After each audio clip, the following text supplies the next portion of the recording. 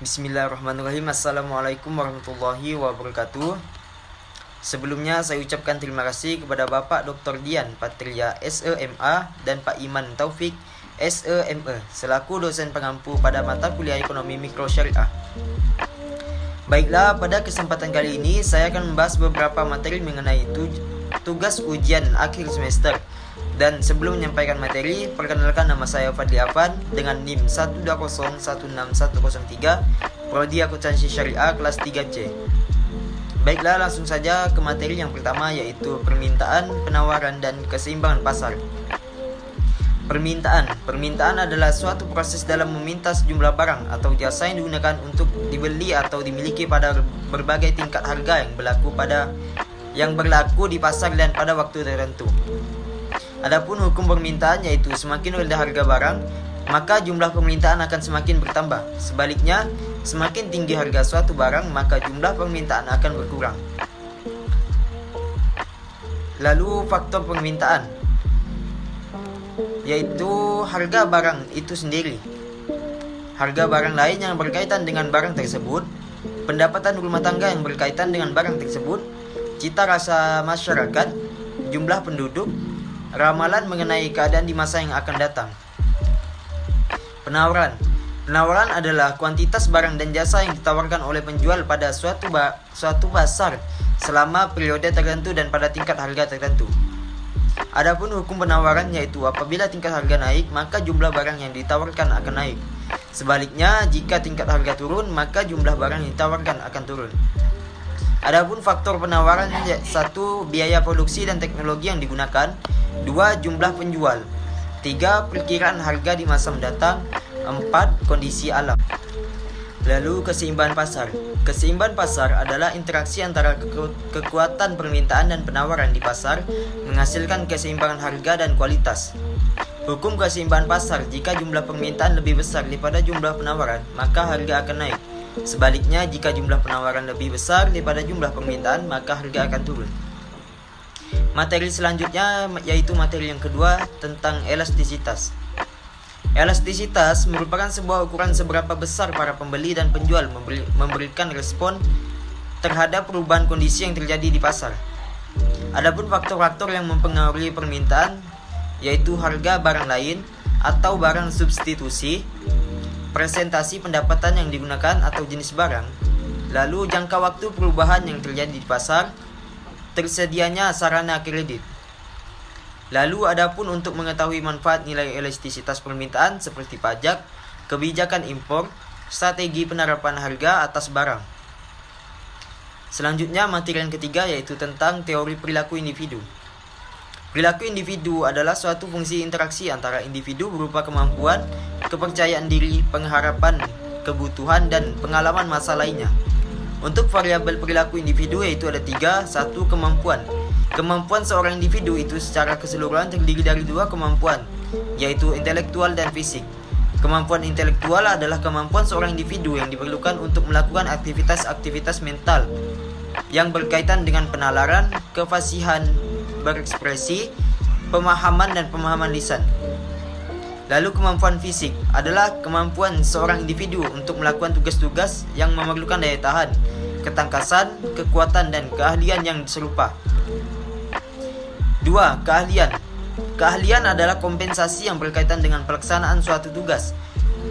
Yang ketiga, latar belakang. Latar belakang yaitu meliputi belakang keluarga, kelas sosial, dan pengalaman.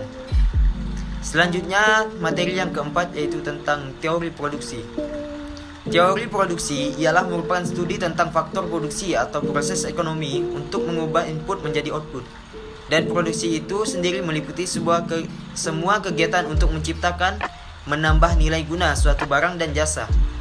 Adapun produksi memiliki fungsi sebagai suatu persamaan yang menunjukkan hubungan antara jumlah produksi yang dihasilkan dengan penggunaan faktor-faktor produksi yang dipakai.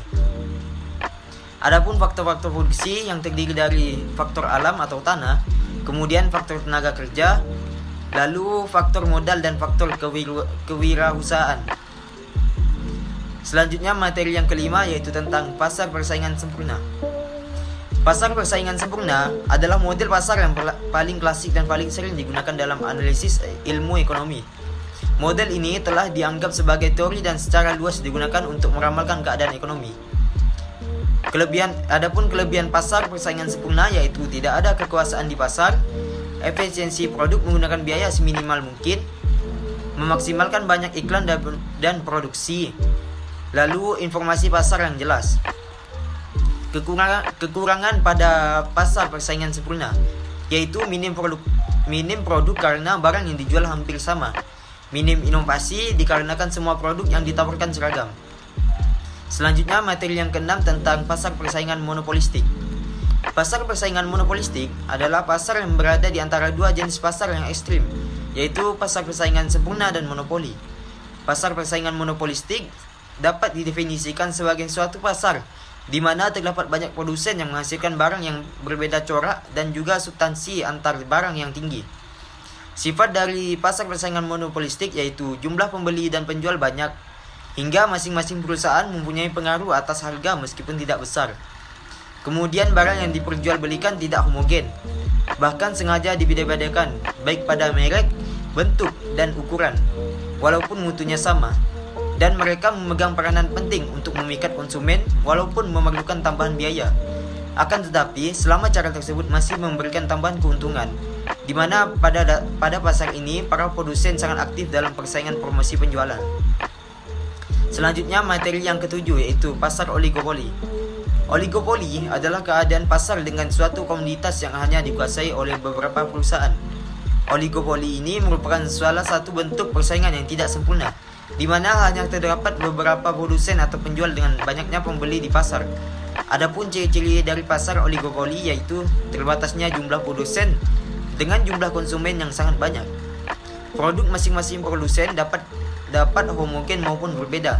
Tiap produsen dapat memenuhi harga produk. Jumlah produsen dalam pasar oligopoli cenderung tidak berubah. Para perusahaan akan menghindari perang harga dan cenderung membentuk kartel serta melakukan kerjasama yang saling menguntungkan. Persaingan produk dipusatkan pada penggunaan reka baru teknologi yang mampu menghemat biaya produksi secara maksimal dan memperluas pangsa pasar. Pasar yang menerapkan oligopoli akan sangat sulit menyertakan perusahaan baru dalam persaingan. Selain itu, oligopoli umumnya memiliki perusahaan yang menjadi pemimpin perusahaan lainnya. Ini membuat harga produk yang sejenis pada seluruh perusahaan relatif sama dan mengikuti perubahan harga perusahaan yang memimpin pasar. Baiklah, hanya itu yang bisa saya sampaikan. Kurang dan lebihnya saya mohon maaf. Wabillahi taufik wal hidayah. Wassalamualaikum warahmatullahi wabarakatuh.